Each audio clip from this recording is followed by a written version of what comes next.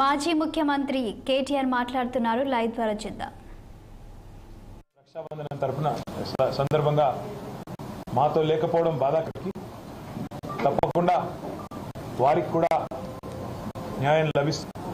155 రోజులుగా ఏదైతే వారు వేదన అనుభవిస్తూ ఉన్నారో తప్పకుండా అతి స్థానంలో న్యాయం లభిస్తుందని చెప్పి కూడా మనస్ఫూర్తిగా ఆశిస్తూ మరొకసారికి ప్రతి సోదరికి కూడా హృదయపూర్వకంగా శుభాకాంక్షలు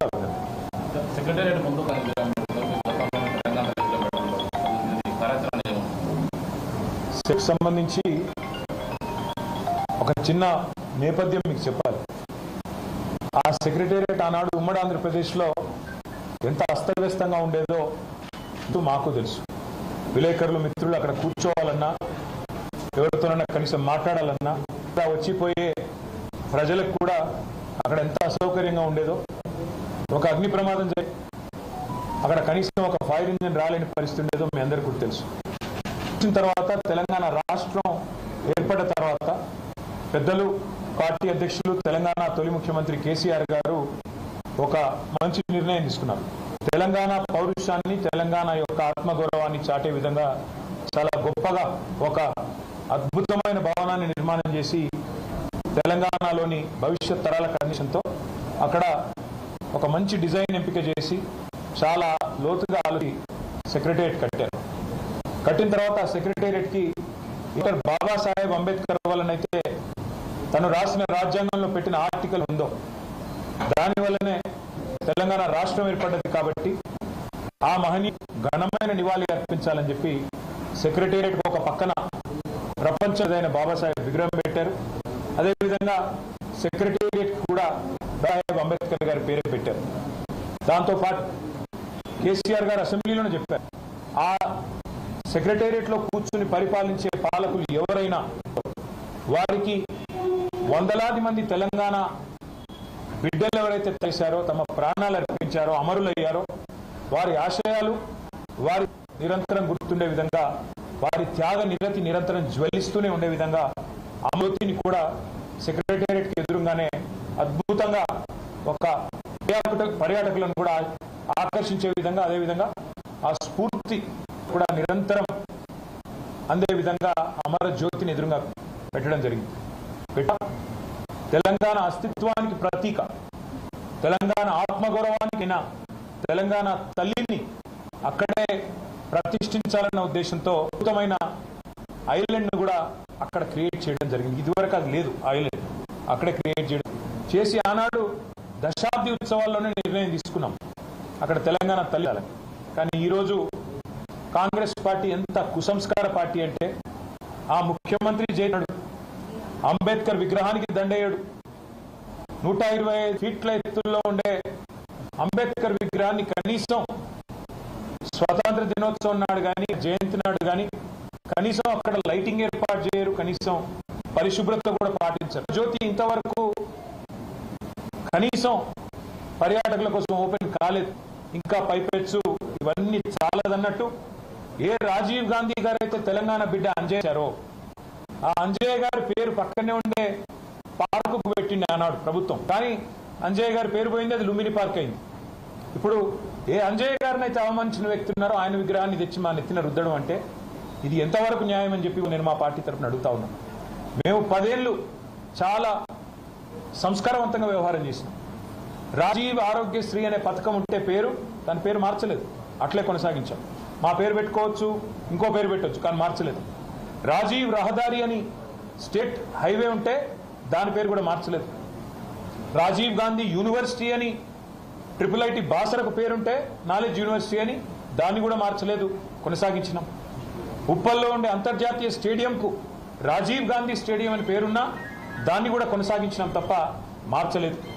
అదే మాదిరిగా అంతర్జాతీయ విమానాశ్రయం పేరు రాజీవ్ గాంధీ అంతర్జాతీయ విమానాశ్రయం ఉన్నా దాన్ని కూడా కొనసాగించినాం తప్ప కుసంస్కారవంతంగా ఆలోచన చేయలేదు. కానీ వాళ్ళ బాధతోనైనా చెప్పక తప్పడం లేదు. మీరు తెలంగాణ తల్లిని అవమానించిన తర్వాత తెలంగాణ అస్తిత్వానికి ప్రతీక అయిన మనందరి తల్లి లాంటి తెలంగాణ తల్లిని మీరు అగౌరవపరిచిన తర్వాత తప్పకుండా ఈ మాట బాధతోనే చెప్తా ఉన్నాం.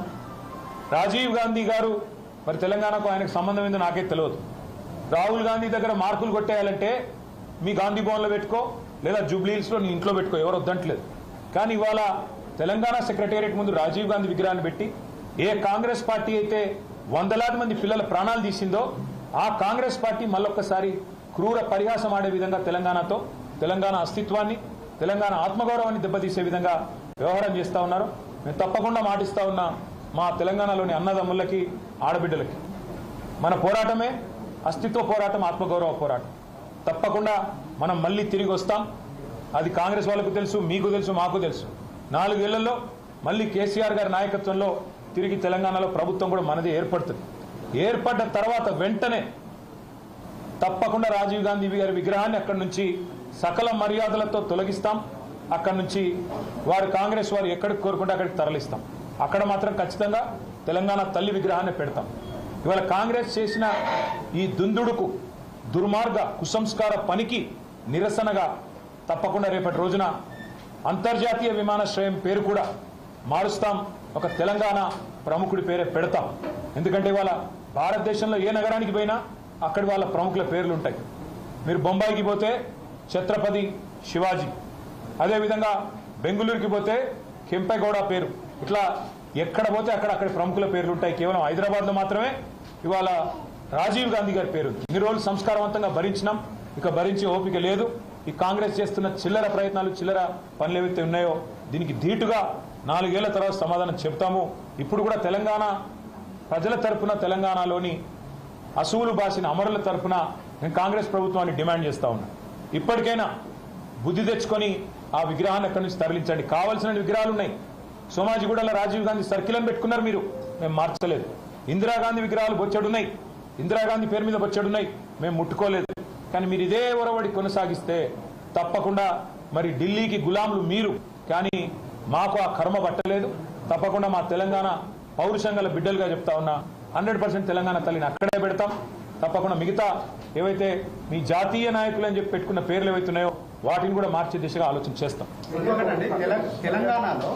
తెలంగాణలో ఈ 8 నెలల పాలనలో, కాంగ్రెస్ పాలనలో మహిళలపైన జరిగిన అఘాయిత్యాల వివరాలు మీరు మహిళా కమిషన్ అందిస్తామని మీరు అన్నారు. బీఆర్ఎస్ 9 ఏళ్ల పాలనలో 1,50,000 చిలుకు అఘాయిత్యాలు జరిగా వివరాలన్నీ కూడా కేటీఆర్ మాట్లాడితే బాగుంటుంది, ఆ వివరాలని నిన్న బయట పెట్టారు సీతక్క. సరే, ఇన్ని రోజులు 8 నెలలు గవర్నమెంట్లో ఉన్న తర్వాత మొత్తానికి మంత్రి గారికి మహిళల మీద జరిగిన అఘాయిత్యాలు గుర్తుకొచ్చినందుకు, ఇప్పటికైనా గుర్తుకొచ్చినందుకు మంచిదే. మహిళా కమిషన్ కానీ ప్రభుత్వం కానీ చేయాల్సిందేంది? ఎక్కడన్నా మహిళల మీద ఏమైనా జరిగితే అఘాయిత్యాలు కానీ అత్యాచారాలు కానీ వారు ముందే స్పందించాలి. కానీ ఎట్లా ఉంది ప్రభుత్వం వైఖరి? దున్నపోతు మీద వానబడ్డట్టే. అక్కడ కొల్లాపూర్లో ఒక చెంచు మహిళ మీద అఘాయిత్యం జరిగితే మా నాయకురాలు సత్యవతి గారు, సబిత గారు, మా నాయకులు మరి జనార్దన్ రెడ్డి గారు, గోవల బాలరాజు గారు, బీరం హర్షవర్ధన్ రెడ్డి గారు అందరూ పోయి ఆ అమ్మాయిని నాగర్ కర్నూలు ఆసుపత్రిలో చేర్పించేదాకా స్పందన లేదు. అదేవిధంగా మొన్నటికి మొన్న షాద్ నగర్లో ఒక దళిత మహిళ మీద అక్కడ పోలీసులు అఘాయిత్యం చేస్తే దాని మీద స్పందన లేదు. చివరికి మా నాయకురాలు సబితా ఇంద్రారెడ్డి గారు పోయి గొడవ చేస్తే, మా ఆర్ఎస్ ప్రవీణ్ కుమార్ గారు పోయి గొడవ చేస్తే మొన్న మధ్యన ఆ పోలీసులను సస్పెండ్ చేసింది. ఒకటి కాదు, ఇవాళ చెప్పమంటే ఎన్ని అఘాయిత్యాలు, ఎన్ని అత్యాచారాలు జరుగుతున్నాయో తెలంగాణలో 8 నెలల్లో మీరే మీ కళ్ళ కట్టినట్టు చూడొచ్చు. మహిళా కమిషన్ అయినా, రాష్ట్రంలోని శాంతి భద్రతల విభాగం పోలీసులైనా చేయాల్సిన పని ఏందండి? వాళ్ళు చేయాల్సిన పని మొదలు ఖచ్చితంగా రాష్ట్రంలో మహిళలు కానీ, పిల్లలు కానీ, రాష్ట్రంలో ఉండే మా అన్న తమ్ముళ్ళు కానీ, ఇక్కడ ఉండే కుటుంబాలు కానీ శాంతియుతంగా బతికే విధంగా చూసుకోవాలి. ఆ తెలివి లేదు. హైదరాబాద్లో మర్డర్లు అవుతుంటే ఆపేసి తెలివి లేదు. హైదరాబాద్లో ఇన్ని అఘాయిత్యాలు జరుగుతుంటే దాన్ని పట్టించుకునే నాదుడు లేడు. రాష్ట్రానికి హోంమంత్రి దిక్కు లేడు. మేము పొరపాటున నోరు జారి ఒక మాట అంటే దానికి ఆల్రెడీ నేను క్షమాపణ కూడా చెప్పిన. ఇక ప్రపంచంలో ఇంతకంటే పెద్ద సమస్య లేనట్టు దాన్ని సమస్య చేసి కావాలని దానికి రాజకీయ రంగు పులిమి ఇవాళ ప్రయత్నం ఏదైతే చేస్తున్నారో నేను మంత్రి గారికి ఒకటే చెప్తా ఉన్నాను. మీకు మహిళల పట్ల చిత్తశుద్ధి ఉంటే మీ ప్రభుత్వానికి తప్పకుండా ఒక ఎంక్వైరీ చేయండి. ఎలాంటి అఘాయిత్యాలు జరిగాయి, ఏం జరిగినాయి, శాంతి భద్రతలు ఆనాడు ఎట్లుండే, ఈ రోజు ఎట్లుండే, ఏం చేసిందండి ఆనాడు మా ప్రభుత్వం? ఇక మా మహమూద్ అలీ గారు ఇక్కడనే ఉన్నారు, హోంమంత్రిగా పనిచేశారు. షీటీలు పెట్టింది ఎవరు?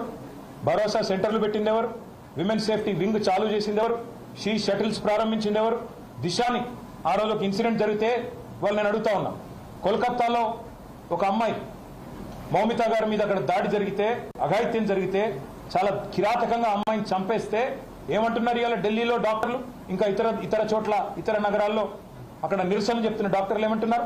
తెలంగాణ తరహాలో న్యాయం చేయండి అంటున్నారు. That is KCR, that is Telangana. మీకున్నదా మాట్లాడే నైతిక హక్కు? వాళ్ళు ఏం జరుగుతున్నది తెలంగాణలో? ఎవరి మాన ప్రాణాలకు రక్షణ లేదు, ఆస్తులకు రక్షణ లేదు. తెలంగాణలో విచ్చలవిడిగా ఇవాళ కిరాతకంగా హత్యలు జరుగుతుంటే పట్టించుకునే నాదుడు లేడు, హోమ్ మినిస్టర్ లేడు. వీళ్ళు మాట్లాడతారా? తప్పకుండా అన్ని విషయాలు ప్రజల దృష్టిలో పెడతాము. 100% ప్రజల దృష్టిలో కాంగ్రెస్ పార్టీని ఎండగడతాం. Thank you. ఐ థింక్ ఇంకా మళ్ళీ ఇంకెక్కువ వేరే థ్యాంక్ యూ.